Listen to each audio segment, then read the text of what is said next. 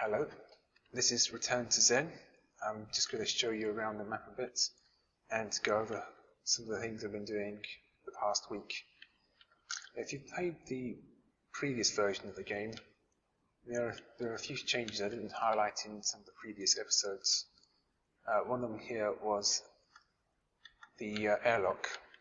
I actually made it bigger, and I also moved the medkits from outside to inside the safe room.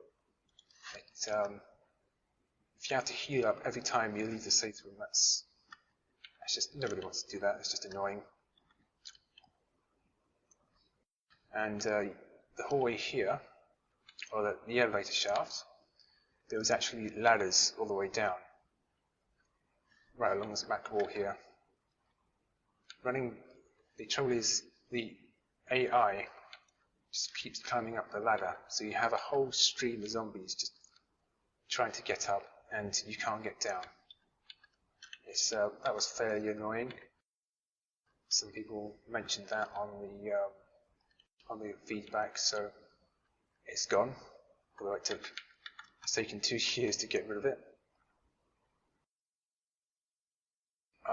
Along here, if you've played the map, you remember the flashing red lights. I actually had them quite bright and quite prominent, but I think it was just too almost cartoonish.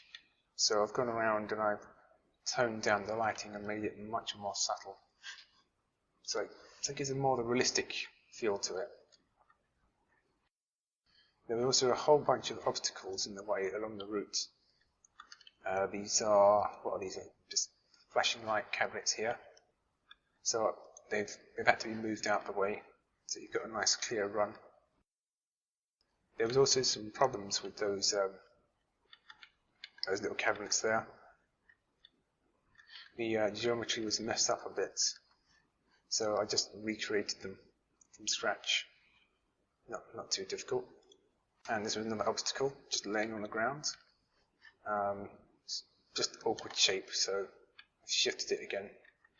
Make things much easier and clearer. Not much changed along here at all, except these. There was just one large one, I think. They've been separated out and modernized a bit into LCD panels. Makes the whole thing neater. You can see all the clip zones and clip planes. No change here. I'm getting lost now. Yeah, more changes, just clearing the path again. You've seen this before, so it's not much to say. This was actually all rebuilt, this here and the core room. It probably doesn't, well, you probably won't notice such a big change, except it's now level on the ground. But all the walls are moved and messed about with. It took quite a long time to do, and it probably won't even be noticed. But you've got to do some of these things. Got the hazards coming around these edges here, keeping in with the theme of extreme danger and extreme safety. That's what Black Mesa is all about. Added a ramp here for the tank and players to run around, keep things flowing quite nicely. The problem in this room I've been having recently is to do with the lighting. It's a tricky balance to get between too bright and too dark in here. If you have it too bright and too visible, it takes away some of the atmosphere. So I've been tweaking it, trying to tone it down and have it nice and slightly spooky.